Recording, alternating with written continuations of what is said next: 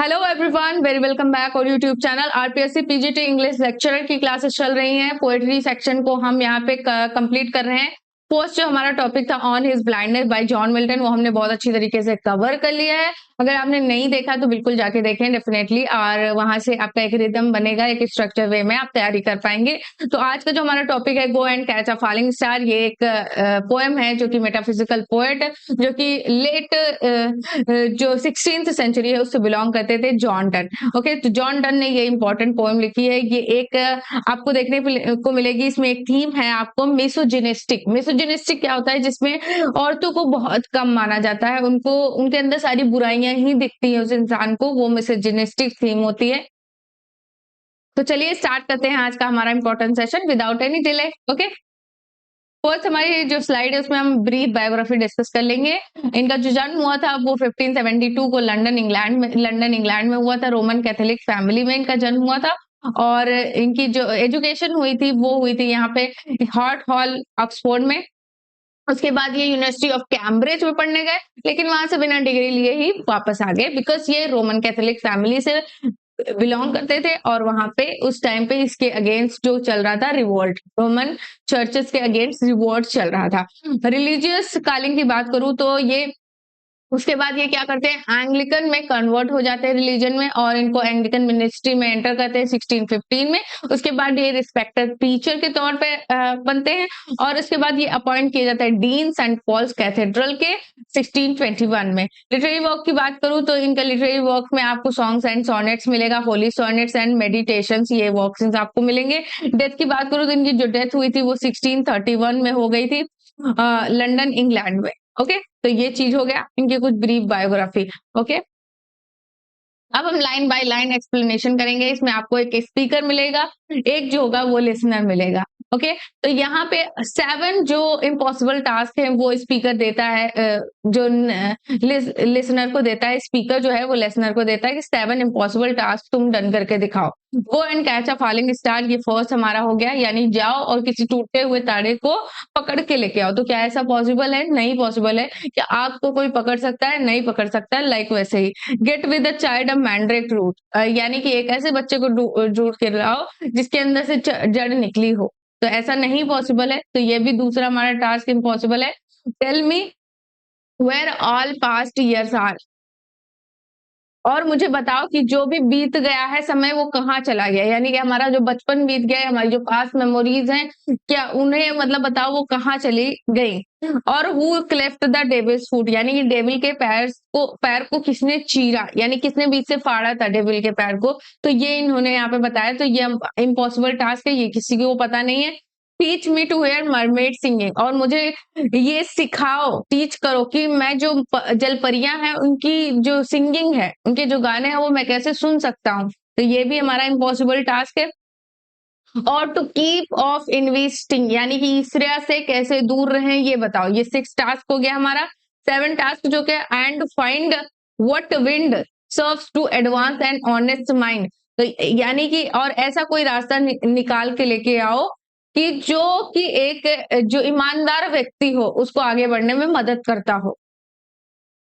Next जो stanza है वो देखिएगा, 3 स्टैंजास हैं। फर्स्ट स्टैंजा हमने कंप्लीट कर लिया। सेकंड स्टैंजा देखिएगा, if thou be'st born to strange sight things invisible to see, ride 10,000 days and night till age snow white hairs on thee. तो ये जो 4 लाइन है इनका मतलब है कि अगर तुम्हारा जन्म स्ट्रेंज चीजों को देखने के लिए हुआ है तो जाओ एक लंबी यात्रा पर।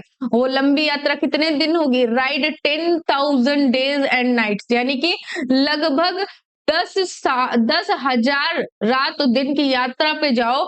Till age snow white hairs on थी, और जब तब तक वापस ना आओ जब तक तुम्हारे बाल सफेद ना हो जाए।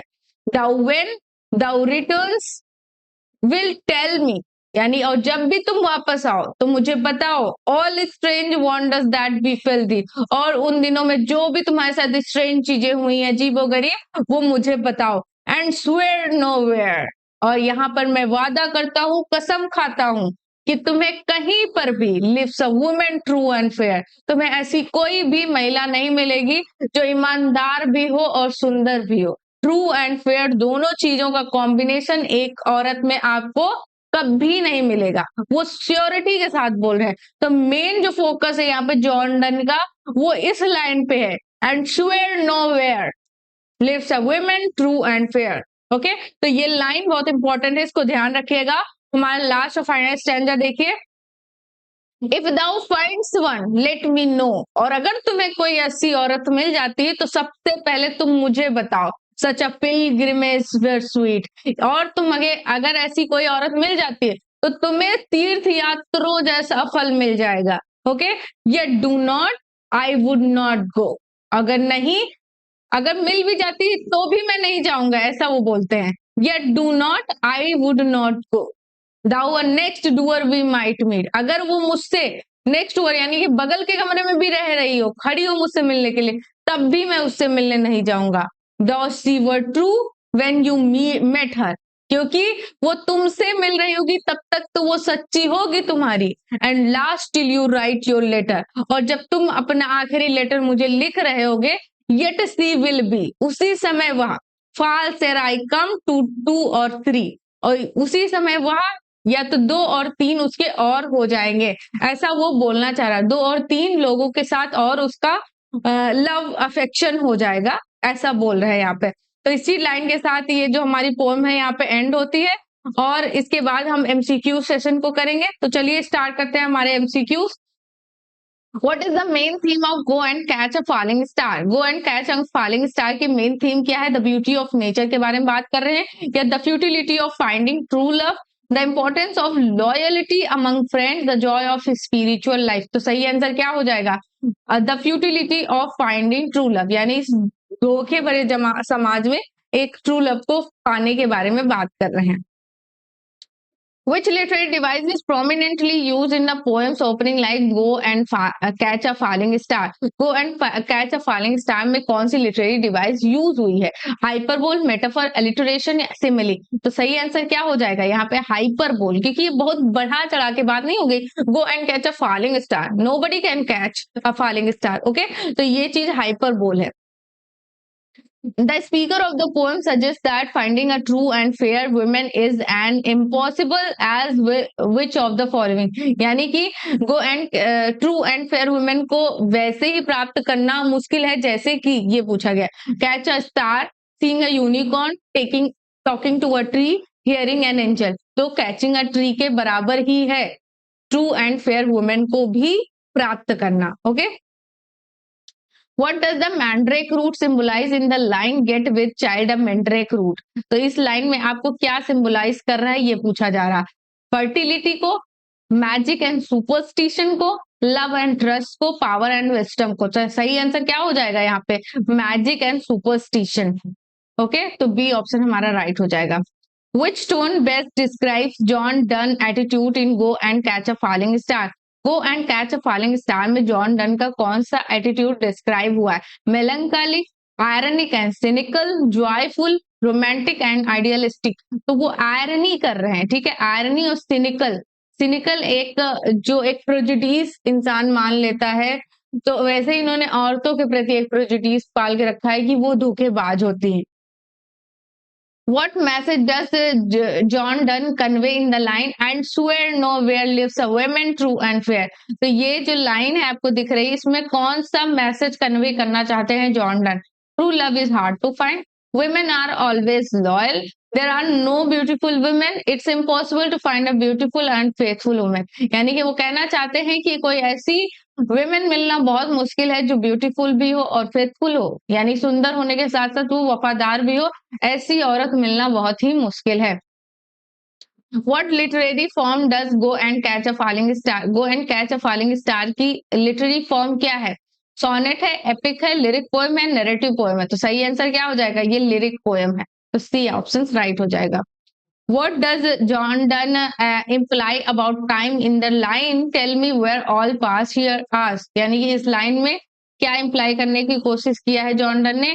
Time is irrelevant, time passes mysteriously and is hard to understand, time is a source of happiness, time always brings wisdom। तो सही आंसर क्या हो जाएगा? बी ऑप्शन हमारा राइट हो जाएगा। टाइम जो होता है वो मिस्टीरियस होता है और उसको समझ पाना बहुत मुश्किल है, क्योंकि आज मैं जिस स्टेट में हूँ, हो सकता है मैं 2 सेकंड बाद उस स्टेट में ना रहूँ। ओके?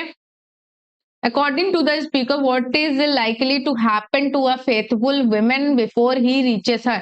यानी कि उनके अकॉर्डिंग, जो स्पीकर अकॉर्डिंग, कि वुमेन जो होती, फेथफुल वुमेन के पास पहुंचने से पहले वो कैसी हो जाएगी। She will die, she will leave the town, she will be unfaithful to him, she will change her appearance. Okay, तो ये यहाँ पे सी ऑप्शन राइट हो जाएगा, she will be unfaithful to him.